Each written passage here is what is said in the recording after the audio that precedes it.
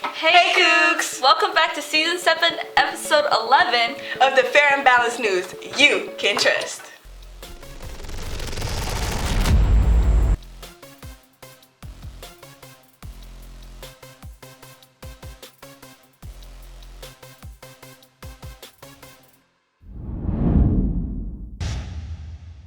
Happy Women's History Month. Thank you! Thank you. We reached the end of March. And not just that, we're also at the end of Women's History Month. As a final send-off, let's see if these students can guess the lady off of the emoji. Hi, we're doing a game for Women's Month, and I'm here with Gabriel. Wasna, Mia, Kai. Jordan. Female history people. Alright. First one. Rosa Parks. I think it's Rosa Parks. Rosa Parks. Correct. Okay, guys. This is our next picture. Who do you guys think it is? Clarissa Shields. I don't know her name. Yeah, we can skip this one. Alright, skip. Okay, who is this? Thomas the Train. It's a female. I don't know nobody from Thomas the Train that's a female. Think like nighttime. Yes. Okay, she got it on lock. Okay. Harriet Tubman. Harriet Tubman. Huh? Harriet Tubman. Harriet Tubman. Alright. Maya Angelou. Maya? Alright, okay. I'm out of here, bro. We don't know. Okay, it was Maya Angelou. Oh, Maya Angelou. We getting harder now. It's heating up.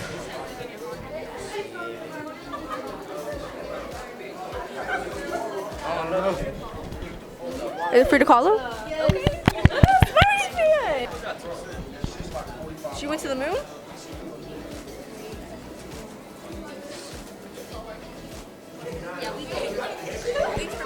Thanks for playing. I thought you That's right. No, it's Katherine Johnson. Yeah, I just said. Well, that was our last one. It was nice talking y'all. Back testing TV. At least they tried. Good work, students.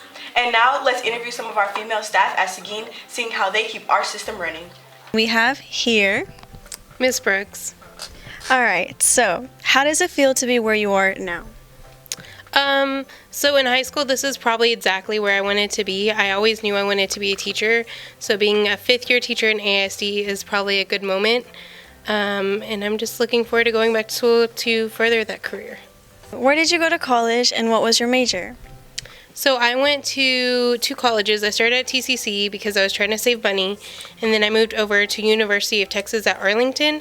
I majored in English Lit, but I minored in creative writing and education. Did you ever have like a teacher inspire you into wanting to pursue it, or was it just like you being the student that you wanted to be the teacher? So I had this 8th grade teacher. He was my history teacher. His name is Eric Rudisil. He's actually still in our district, up at district level. But I had a lot of mental health issues when I was in junior high. So he actually was one of, like, I wouldn't call him a savior teacher, but he always helped me out when I got back from the facility. And seeing him interact with his students and how much we loved his class made me want to do it even more. Even through the hardships, how did you push through life and your career? I think one of the hardest things when you're younger is you have all these negative thoughts coming in your brain, and I wouldn't say are your biggest hater, but sometimes can be harsh on yourself more so than others are. There's this old saying, birds of a feather flock together. So who you surround yourself with is who you imitate naturally. So you want to make sure when you're choosing friends, you're choosing people that you would want to see in 10 years and who bring positivity into your life. What are some complications you have experienced as a woman, whether it be with society or just yourself? This profession is known as a woman's profession, and I think that while that's great, it also challenges the concept of, like, what does education look like? It's also one of the most underpaid careers out there for women. Nobody can just walk in and do our job. We have to have degrees, we have to have certifications. To be an English teacher, you have to pass 4 tests now. So why am I still getting paid the amount I am versus like a doctor who might have a similar degree, but a lot of the teachers on campuses have master's degrees, so we definitely deserve to be paid a little bit better. What would you say to your younger self about the journey you took to get where you are now? go with what your heart tells you to do and don't always listen to others, because sometimes people whisper in your ear and your heart is telling you to do something else, so you have to stay true to who you are with your decisions. Do you think evidently that the pay matters, or is it just truly your heart? When it comes to pay versus heart, that's more of like a livelihood type thing, right? Prices go up, so if we're making the same amount we made 2 years ago, you kind of have to follow money to an extent, and especially with jobs, you can't always do what your heart wants. There's actually averagely a 63% gap in people liking their job versus pay. So a lot of time people pick pay over happiness because we have to pay bills to stay alive, especially with the medical expenses as you get older and stuff. If you have dependents, it just changes the point of view. What's your advice to younger girls growing into their womanhood? Follow your heart. Definitely talk to other women who have been around because they have good advice. But being able to listen and learn is very important because it helps you avoid obstacles you don't necessarily have to go through. And thank you, Miss Brooks, for being my teacher and for giving me your insight, because I really do take it to heart because you really were a great teacher. Hello guys, today we are interviewing some beautiful women for International Women's Month. Today we are here with... I'm a Z. I'm the dean. Okay, how does it feel to be where you are now? It feels good. I love my job. I love working at Seguin. I love the staff here, the students here. I've been in education for 26 years, so this is like a nice way to kind of end out my career and just be able to help people every day. That's really nice. Where did you go to college and what did you major? So I actually went to college in Western New York, just outside of Buffalo, New York, because that's where I'm from. And I went to a really small college called Damon College, and it's an educator's college, so I went for elementary education. When you were a kid, what was a career path that you wanted to go through with? I wanted to be a computer programmer, and I actually went to an engineering high school to do that. And then I kind of realized it's not for me because I really like engaging with people. And so I changed my career to education. Even through all the hardships that you've been through, how did you push through all of that? I think it comes down to like just who you are as a person and who you surround yourself with. So my family was very encouraging. My husband that I have, like, he's been encouraging. I've known him since I was 14 years old, and he's always pushed me to, reach my dreams and take risks and take on challenges. To hear. What are some complications that you had as a woman, whether it be with the society or just yourself? Sometimes I don't know if it's necessarily a complication that I have because I'm a woman or just because of my demeanor. I'm very quiet, I'm very passive. So sometimes when you're sitting in a room with a lot of loud voices, like, I'll feel like my voice isn't heard.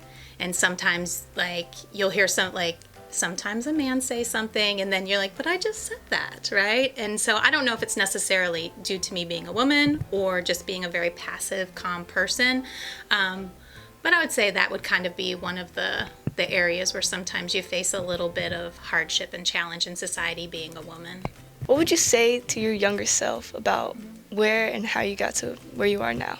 Keep going, right? Like, I had dreams, I had aspirations, I knew the kind of mother I wanted to be, I knew the kind of wife I wanted to be, and I just kept going. Like, I don't let little obstacles deter me very much.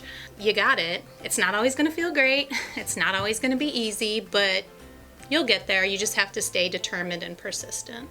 What is something you would like to tell the younger women who are growing into their womanhood? You'll notice here, like, especially like the female leaders, like the APs, Miss Coronado, Miss Hicks, Dr. Moore, Miss Darkwa, our counseling team, like, we really kind of support and lead each other, right? So find your people in your professional career, I have a great circle of friends, of women who, like, they push me, they challenge me, right? I always say, fix each other's crowns, right? Like, I'm not competing against you. I'm here to support you. I'm here to elevate you. And I hope you do the same for me, right? So find that group of people who's going to push you and challenge you, but also support you and kind of give you feedback even when you don't want to hear it, because that's what good circles of people do. For all of this, here's a flower for you. Oh, thank you, Queenie. Thank you. Now back to the studio. Just amazing. It's important to never forget all of the work everyone puts in to make sure we can get good and fun education. Thank you. And now onto sports. On March 31st, our softball team goes up against Everman High School on their field. Varsity at 5:30, JV at 7 p.m. On April 2nd, our softball team goes up against Centennial on their field. Varsity at 5:30, JV at 7. On March 31st, our varsity baseball team will face off against Joshua High School at our fields at 7 p.m. On April 2nd, our varsity baseball team competes with Joshua High School on their fields at 7 p.m. With spring in full effect, it is the best time to go out and support our Cougars. Maybe bring an umbrella. April showers bring Mayflowers after all, though. Let's see what else is happening before we enter the second to last month of our 2025-2026 school year. It's time for the annual Seniors versus Faculty basketball game. Seniors, if you would like to play, please sign up on Canvas or see Ms. Crowder at A118. Tickets are $5 and will be sold at all lunches starting March 30th. You must have a ticket to go to the game. Seniors, prom is right around the corner. Prom tickets will go on sale starting April 1st. Early sale begins April 1st for $80. Starting April 13th, ticket sale goes up to $100. Buy your tickets early. You can purchase tickets online through PayK12 or cash to the bookkeeper. If you are bringing a non-Seguin student as a guest, you need a guest approval form. See Ms. Carter in A118 and all forms are due May 13th. Looking for a great community service event to participate in?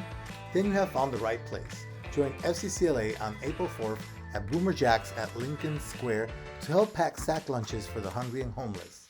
See Mrs. Bauscher in C101 for more information. We have a donation drive going to gather the necessary items. Ask Mrs. B for the sign-up link. If you cannot donate food items, then come on Saturday, April 4th and have the best time you'll have this whole year. It is so much fun and it's a rewarding event that happens every month throughout the year. Seguin FCCLA does several throughout the year and this will be the last one for this school year.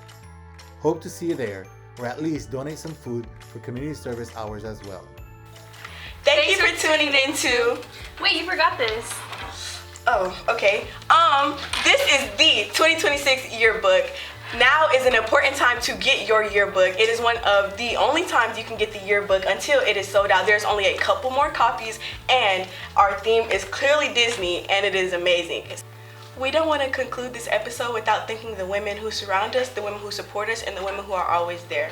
They always provide their safety, love, and security, and most times they are always there when we need them. So please, when you see a woman faculty around, give them a thank you. Tell them hello and just try to brighten their day because they do a lot for us. We'll be back next time with more stories, more sports, and more Cougar energy. Until then, stay loud, stay proud, and stay Cougar strong. Thank you for watching SNTV.